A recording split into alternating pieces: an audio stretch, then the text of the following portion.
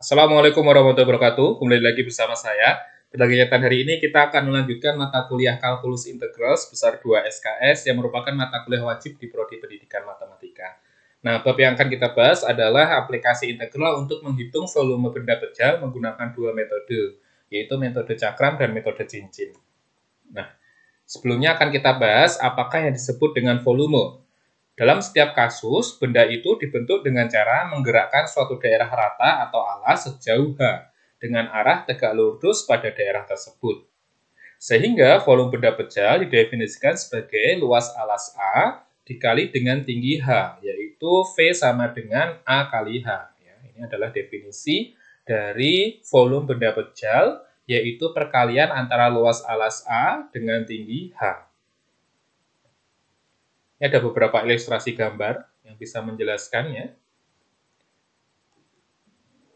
Kemudian, volume V dari benda pejal dapat diaproksimasikan dengan jumlah Riemann, dan ketika norma partisi itu mendekati 0, diperoleh suatu integral tertentu yang kita sebut sebagai definisi dari volume benda pejal. Jadi, V itu sama aja dengan sigma, I sama dengan 1 sampai N, AXI, kali delta XI ya. Jadi, ini AXI, ini delta XI-nya.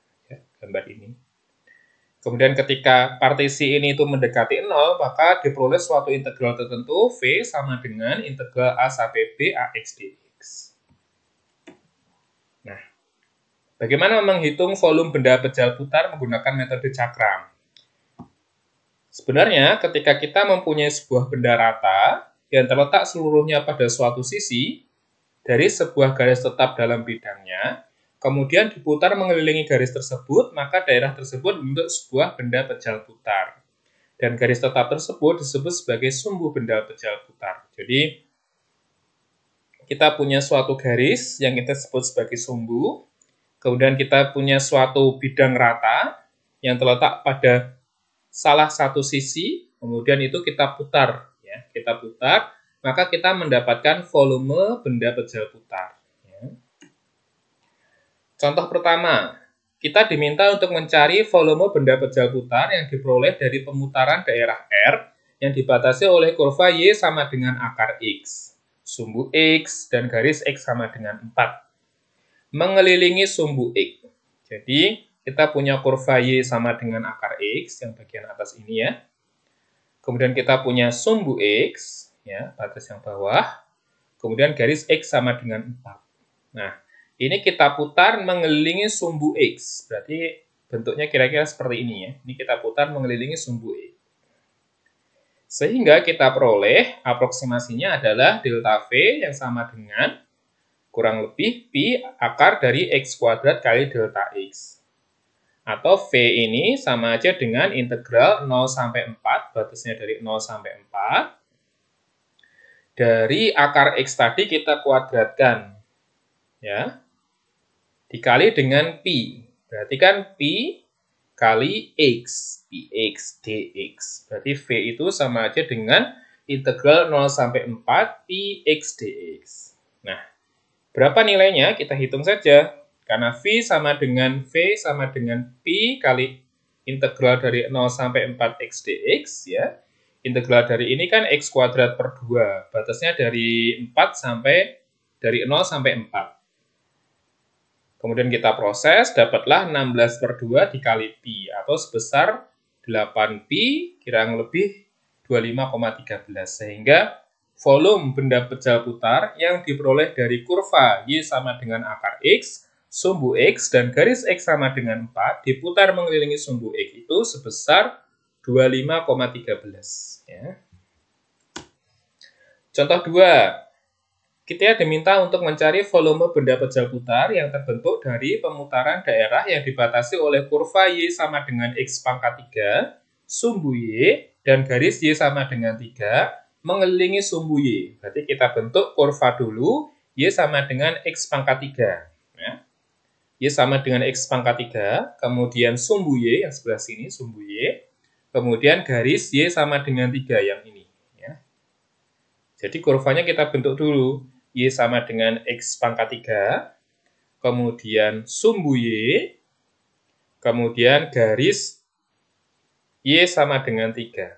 Nah, Ini diputar mengelilingi sumbu Y. Maka bentuknya kurang lebih seperti ini ya. Ini diputar mengelilingi sumbu Y. Maka aproksimasi kita adalah delta V itu sama aja dengan pi dari akar Y pangkat 3 kuadrat delta Y. Akar Y pangkat 3 dari mana? Dari X sama dengan. Jadi kita buat dia X sama dengan dalam fungsi Y. Jadi X sama dengan akar Y pangkat 3 ini. Kemudian ini kita kuadratkan, jadinya Y pangkat 2/3. Sehingga V itu sama aja dengan integral dari 0 sampai 3, pi Y pangkat 2/3 dy. Berapa nilainya? Tinggal kita hitung saja, pi-nya bisa kita keluarkan, kemudian integral 0 sampai 3, Y pangkat 2/3 dy kita hitung, sama aja dengan 3/5 Y pangkat 5/3, kemudian kita masukkan batasnya 3 atas sama yang bawah.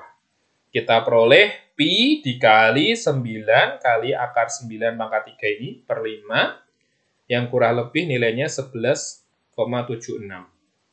Sehingga volume benda pejal putar yang dibatasi oleh kurva Y sama dengan X pangkat 3 sumbu Y dan garis Y sama dengan 3 mengelilingi sumbu Y sebesar 11,76. Selanjutnya adalah volume benda pejal putar menggunakan metode cincin. Pada beberapa kasus kita temukan bahwa pengirisan suatu benda pejal putar itu menghasilkan cakram-cakram dengan lubang di tengahnya. Daerah yang demikian itu kita sebut sebagai cincin. Ya, ini ya, kira-kira gambarnya seperti ini ya. Maka kita memiliki V itu sama dengan luas alas dikali tingginya, yaitu P pi R2 kuadrat dikurangi dengan R1 kuadrat dikali dengan H. Ya. R2 jari-jari lingkaran yang besar, R1 jari-jari lingkaran yang kecil, sehingga kalau kita bilang selisih kan berarti jari-jari yang ini ya. Luasnya harapannya kan begitu. Oke. Nah, contoh 3, kita diminta untuk mencari volume benda pejal putar yang terbentuk dari pemutaran daerah yang dibatasi oleh kurva Y sama dengan X kuadrat dan Y kuadrat sama dengan 8X mengelilingi sumbu X. Seperti biasa, kita harus menggambar dia ya. Kita harus menggambar dia. Kita gambar dulu untuk kurva Y sama dengan X kuadrat, itu yang sebelah sini. Kemudian kurva Y kuadrat sama dengan 8X, itu yang ini ya. Oke. Dia diputar mengelilingi sumbu X, berarti seperti ini kurang lebih gambarnya. Sehingga kita bisa membuat sebuah aproksimasi bahwa delta V itu sama aja dengan pi, ya, yang atas, kurva yang atas, berarti akar 8X kita kuadratkan, berarti yang ini ya, dikurang dengan kurva yang bawah kita kuadratkan, yaitu X kuadrat dikuadratkan, delta X. Atau dengan kata lain, V ini sama aja dengan integral 0 sampai 2, pi 8X, kan akar 8X kita kuadratkan 8X ya. X kuadrat kita kuadratkan X pangkat 4, ya, dx. Berapa nilai ini? Tinggal kita hitung, pi-nya kita keluarkan terlebih dahulu, kemudian kita integralkan 0 sampai 2, 8X min X pangkat 4 dx. Ya, kita integralkan, dapatnya 8X kuadrat per 2, min X pangkat 5 per 5.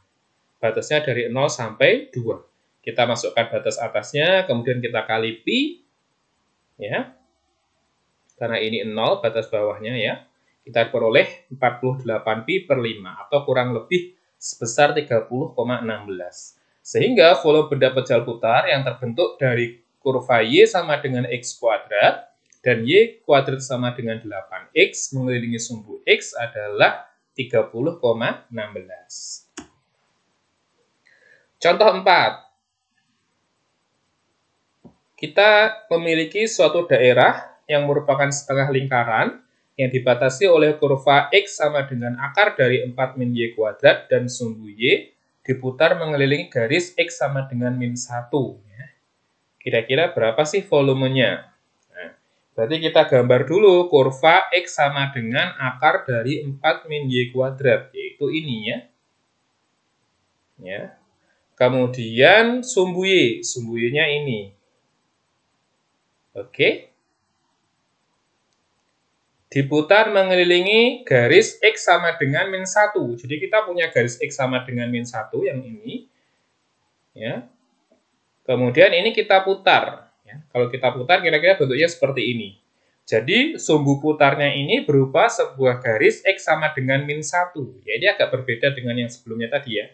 Kalau yang sebelumnya tadi itu sumbu putarnya berupa sumbu X atau sumbu Y. Kalau ini sumbu putarnya adalah sebuah garis tertentu yang sama dengan X sama dengan min 1.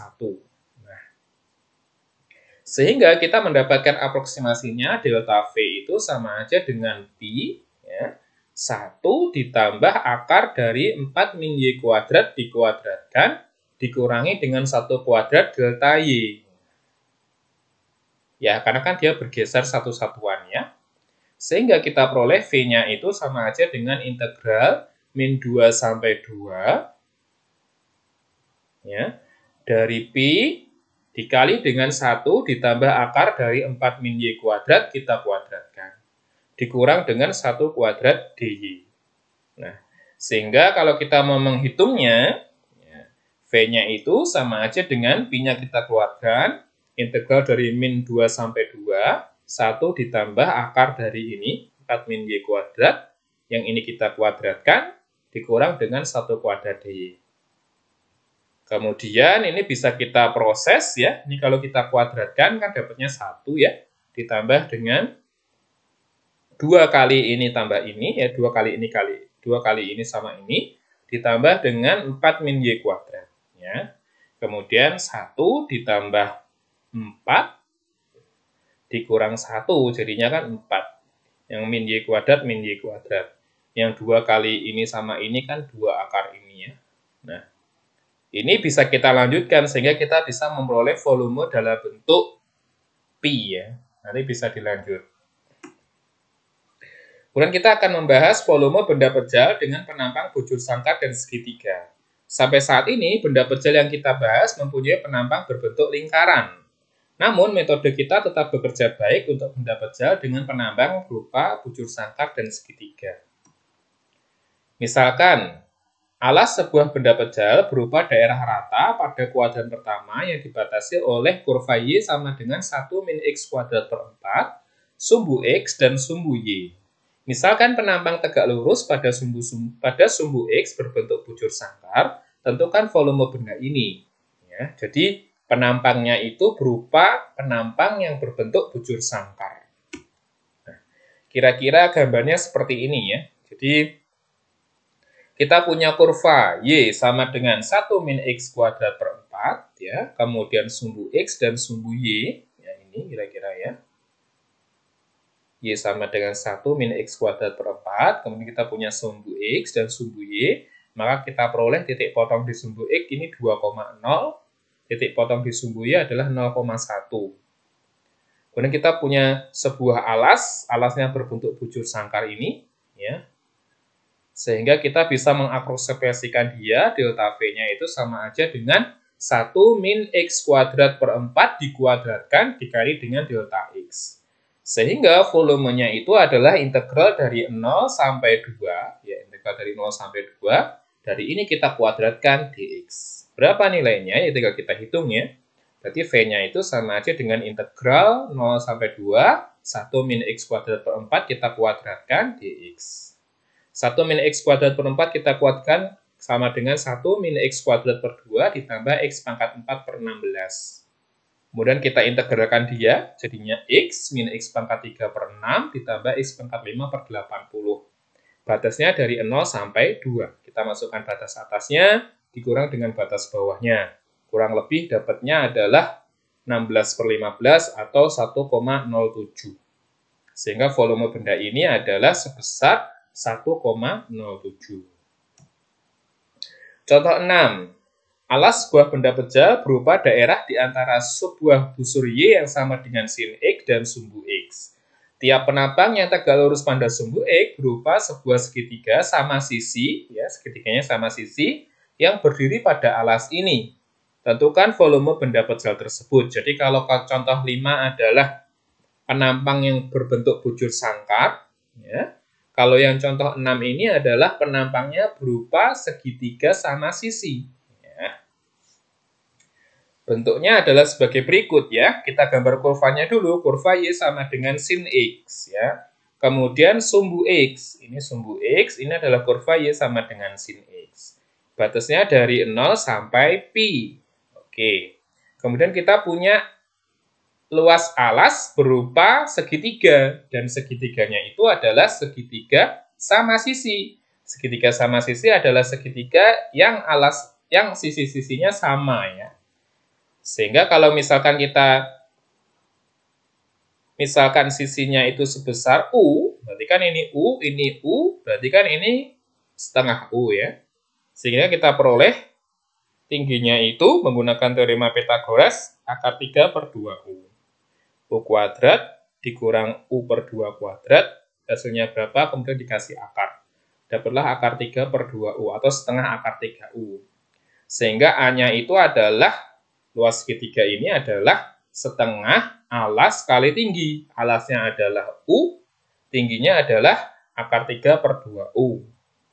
Atau sama aja dengan akar 3 per 4 U kuadrat. Ya. Kalau seandainya U ini adalah pemisalan dari sin X, maka kita peroleh aproksimasi delta V-nya adalah akar 3 per 4 dari U kuadrat. U-nya adalah sin kuadrat, sin X. Sehingga kalau dikuadratkan sin kuadrat X. Sehingga kita peroleh V-nya itu adalah integral dari 0 sampai pi, batasnya ini tadi ya, dari akar 3 per 4 sin kuadrat X dx. Nah, bagaimana cara menyelesaikan ini? Akar 3 per 4-nya kita keluarkan. Kemudian kita menggunakan sifat sudut rangkap. Ya, sin kuadrat X adalah 1 min cos 2X per 2. Oke, 2-nya ini kita keluarkan, dikali dengan 4, jadilah 8. Ya, kemudian integral dari 0 sampai pi, 1 min cos 2X dx. Ya, kita proses, integral dari 0 sampai pi 1 dx, min setengah dari integral 0 sampai pi cos 2x kali 2 dx. Ini kita misalkan apa ya? Integral substitusi ya. Kita peroleh integral dari ini ya, itu adalah x, integral dari ini adalah min setengah sin 2x. Batasnya dari 0 sampai pi. Kita masukkan pi-nya. Kemudian dikurangkan dengan batas bawahnya ya.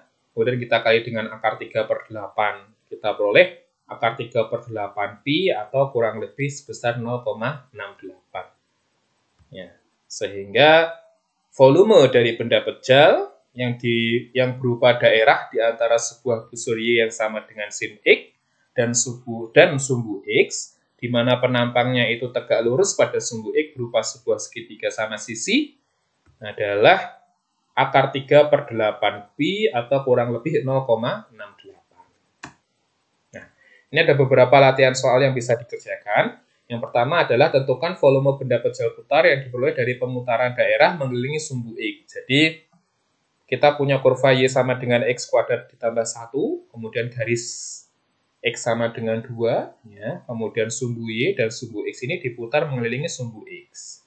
Ini juga sama ya, kita punya kurva Y sama dengan min X kuadrat ditambah 4X, garis X sama dengan 3, dan sumbu X, kemudian kita putar mengelilingi sumbu X. Oke.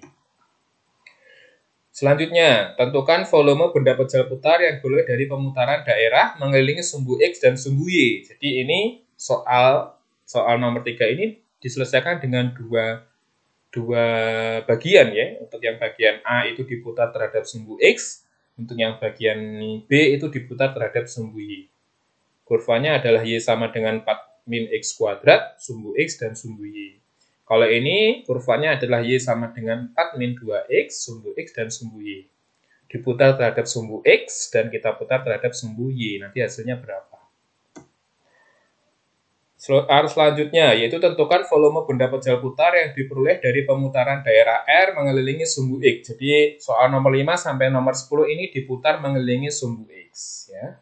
Dari mulai Y sama dengan X kuadrat per pi, X sama dengan 4, dan Y sama dengan 0, sampai soal nomor 10, yaitu Y sama dengan X pangkat 2 per 3, Y sama dengan 0, antara X sama dengan 1, dan X sama dengan 27. Soal selanjutnya adalah tentukan volume benda pejal putar yang diperoleh dari pemutaran daerah R mengelilingi sumbu Y. Dari soal nomor 11 sampai nomor 16. Nomor 11 adalah kurva X sama dengan Y kuadrat. garis X sama dengan 0, dan Y sama dengan 3. Kita putar mengelilingi sumbu Y. Untuk yang nomor 16 ini, kurva X sama dengan akar dari 4 min Y kuadrat, kemudian garis X sama dengan 0.